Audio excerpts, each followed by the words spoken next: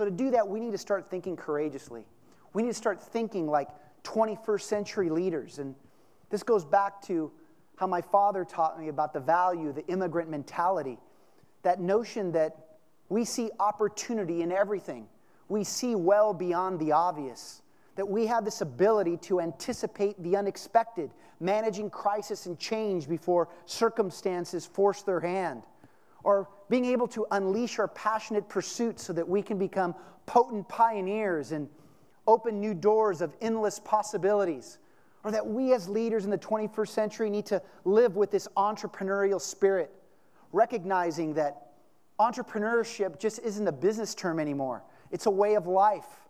You don't have to be an entrepreneur to be entrepreneurial. You just have to have that entrepreneurial attitude. Or that we need to work with this generous purpose, that notion of having everyone's best interest at heart. And believe me, your employees and your growing workforce and your consumers and supply chain partners are recognizing when you're making a commitment to them, and those know that when you're not. And so it's important to work with that generous purpose and then lead to leave a legacy. I've always said that success comes most to those who are surrounded by people who want their success to continue. And so when you lead courageously and begin to think with that immigrant perspective, you recognize that we're actually transitioning from a knowledge-based to wisdom-based economy. It's no longer just about what you know. It's about what you do with what you know. And this is where I'll tell you that I was so lucky to have been raised with a father like mine.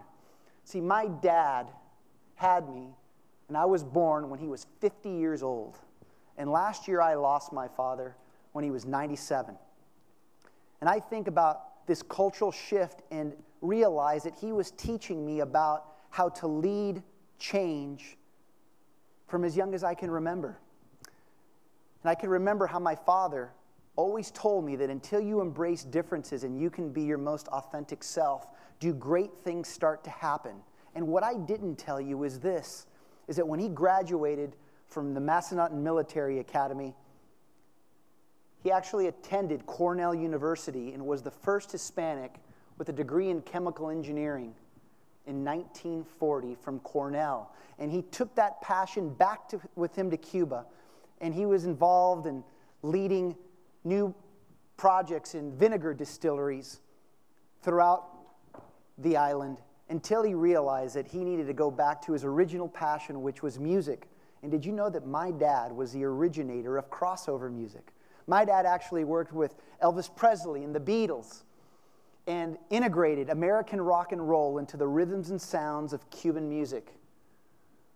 And then when my dad came back to the United States, he worked for Miller Brewing Company. And my dad was one of the 3 chemists who formulated Miller Lite. You can imagine how fun my college years were, right? And then at 80 years old, I pulled my father out of retirement one more time, and we launched a food business together with partners in Mexico, and we're one of the first to launch a line of gourmet food products throughout all of Costco and throughout every major retail chain in the United States. Great things happen when differences are embraced. And it was my father who taught me to trust myself and trust my brand, and I ask you to do the same. That perhaps this lens of the cultural demographic shift may be too big, or just may be waiting for you right there, right in front of you. And when you do, you will begin to see things that others don't, and do what others won't, and keep pushing when prudence says quit. Thank you very much.